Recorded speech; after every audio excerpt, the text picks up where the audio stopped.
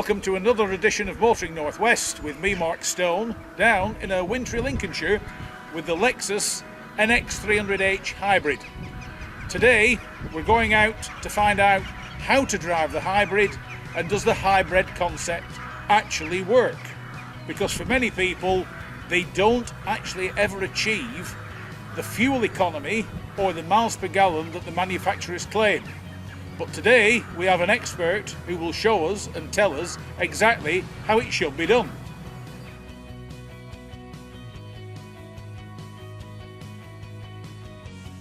What is the concept of a hybrid? The concept of a hybrid is two power sources. So you're combining a petrol engine with an electric motor, and the Lexus hybrid allows the vehicle to run any combination of the two. So it could be running on all petrol or all electric, or any combination of the two in between. So it gives you benefits of performance from the petrol engine, gives you torque from the battery, from the electric motors, and it gives you low CO2 and better fuel economy.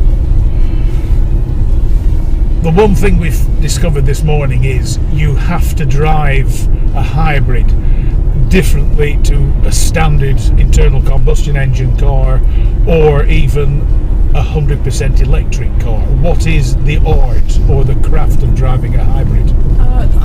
I don't think it's necessarily different. I think it's you have to optimise. You want to optimise the technology in the car, so you need to be smooth. You need to be consistent. You need to manage your speed effectively. You want to try and keep it moving and rolling as much as you can. So I think basically being smooth suits Lexus very nicely. Suits this hybrid very nicely as well. So the smoother you are, the better it is, I think, as an answer to that. There's no particular technique, I don't think, apart from, as we normally do to get fuel economy, would be to plan to keep moving, to ease off early, to back off the gas and let the electric motor take over. And this will give you better fuel economy. The interesting thing is, with many of the hybrids, not just the Lexus or the Toyota, the manufacturer claims it's capable of whatever overall miles per gallon by using a combination of the two power sources. They never seem to be able to quite achieve what the manufacturer claims. How do you actually get one to achieve what its manufacturer claims? Do you mean just with a hybrid? Or with the hybrids? With a hybrid. You probably expect me to disagree, because I know that I can achieve the figures that a hybrid will achieve, that a hybrid the manufacturer says. I'm going to turn right. It's going to take a right-hand turn, so I'm going to stop talking for a second. It's a nice busy piece of road here, but no, you can achieve the figures that you need to achieve. You have to give it a good average. I mean, if you are just driving on a motorway at high speed, then you're probably not going to achieve the MPG figures, the overall MPG figures that the government say the car will achieve. And that would be the same with any car. If you just drive around town, then you're probably not going to achieve those figures as well. But I think as an overall, you're going to get somewhere near them. And if you're within 10%, that's a pretty good achievement, I think, for most people in most situations. So our traffic doesn't really allow us to be ultra efficient if you're driving around rush hour and in busy traffic all the time. So in many respects, a lot of the hybrids, even the manufacturers, claim that you're probably as well, if you do a lot of distance, going for the more conventional power source, whereas if you do a lot of, say, local work or mixed work, the hybrid is the vehicle of choice.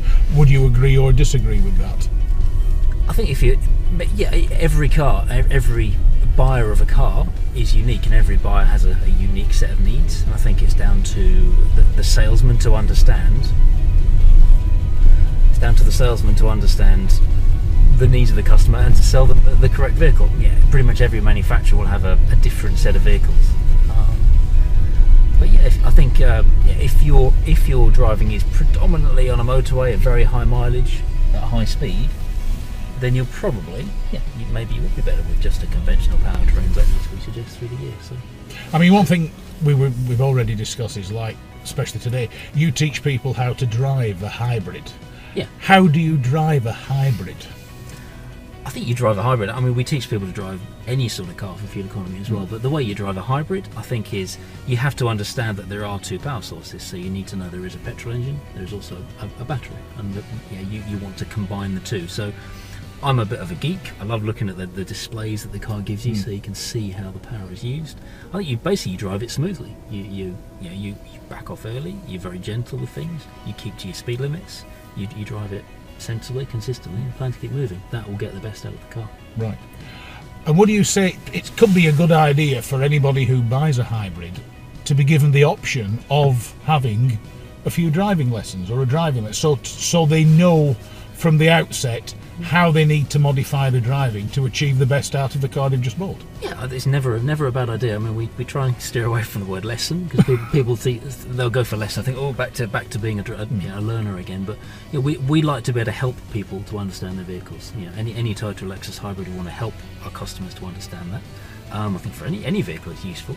It's a bit like when you were first given a diesel engine. You had to learn to drive that a bit differently.